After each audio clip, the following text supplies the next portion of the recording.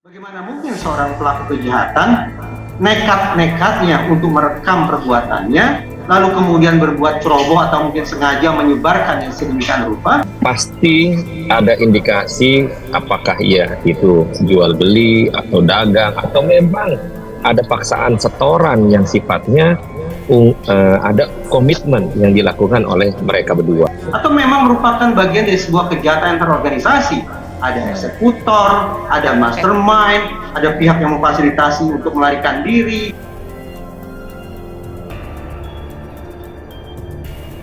Motif anggota Pas Pampres dan dua rekannya culik warga Aceh minta tebusan.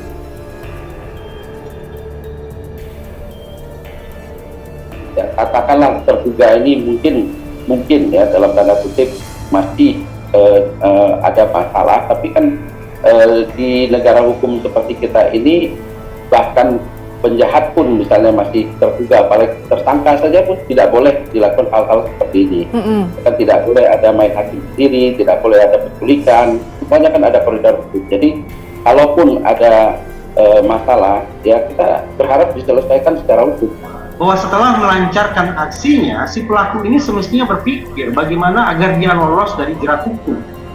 Sementara pada video yang tersebar di masyarakat, saya justru menangkap kejanggalan di situ. Bagaimana mungkin seorang pelaku kejahatan nekat-nekatnya untuk merekam perbuatannya, lalu kemudian berbuat ceroboh atau mungkin sengaja menyebarkan yang sedemikian rupa, sehingga terhidang barang bukti yang gampang untuk didapat oleh otoritas penegakan hukum.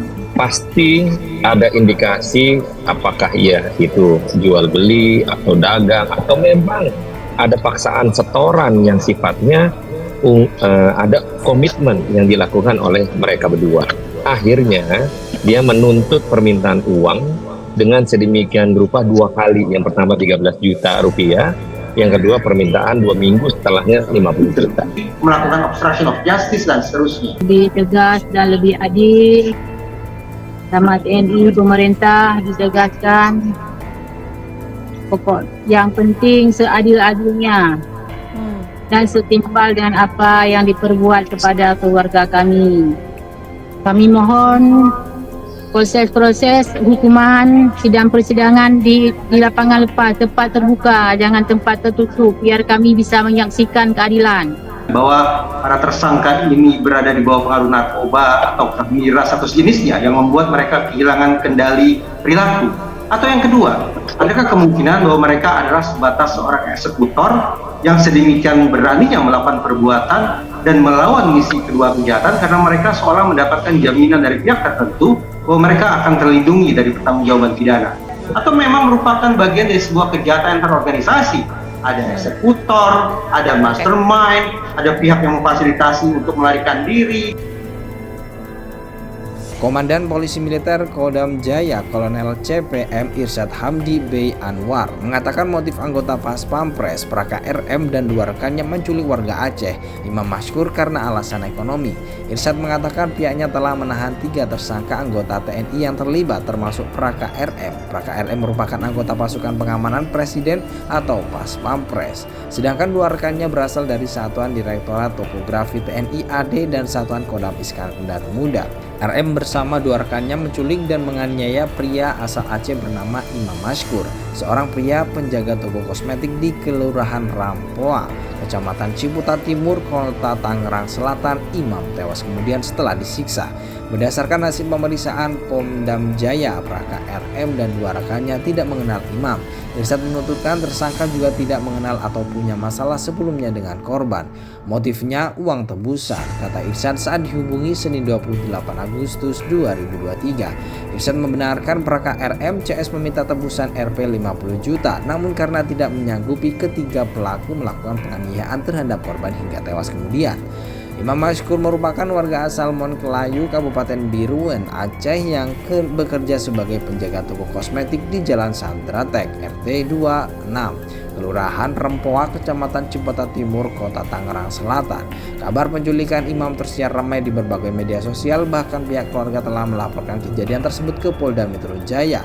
Laporan tersebut dibuat atas nama Said Sulaiman yang merupakan sepupu dari korban. Dalam unggahan yang beredar, Imam terlihat hanya dapat meringis kesakitan saat disiksa dan dipukul di bagian punggung. Ya benar, saya laporan hari Minggu ke Polda, tetapi karena diminta saksi makanya hari Senin laporan saya baru diterima, kata Said. Imam Mashkur 25 tahun sempat menghubungi Said meminta uang tembusan 50 juta setelah diculik dari toko yang dijaga korban di Jalan Sandrate, Kelurahan Rempoa, Kecamatan Ciputat Timur, Kota Tangerang Selatan pada Sabtu 12 Agustus 2023. Jam 8 malam dia korban itu telepon, katanya sudah dianiaya, saya sudah dipukul, dia minta tebusan, minta duit 50 juta. Saya bilang lah kalau segitu nggak ada duit. Dia juga bilang ke saya sedikit lagi mau mati, kata Said saat dihubungi Ahad 27 Agustus 2023. Imam baru tinggal dan mengadu nasib di Kota Tangerang Selatan beberapa bulan belakangan ini. Dirinya menjual kosmetik dan obat-obatan di kios berukuran 3x5 meter. Saat ini kios dengan cat coklat tersebut terlihat tertutup rapat dengan gembok di depannya. Imam sendiri sebelumnya dikabarkan telah diculik orang tidak dikenal pasal Sabtu 12 Agustus 2023 lalu di tokonya. Warga sekitar yang juga saksi dalam insiden ini menyebut kejadian tersebut berlangsung sore hari. Kejadiannya sekitar jam 5. Satu orang yang dijemput dibawa pakai borgol, ujar perempuan yang enggan disebut namanya, Minggu 27 Agustus 2023. Dia menuturkan warga sekitar yang melihat perselisihan antara imam dengan anggota TNI tersebut sempat melerai. Namun anggota TNI tersebut berdalih jika dirinya merupakan aparat kepolisian. Polisi orang, dia bilang polisi, saya polisi gitu, iya tinggi cepak, kata dia. Imam sendiri menjaga toko kosmetik tersebut hanya seorang diri. Saat itu toko dalam kondisi terbuka.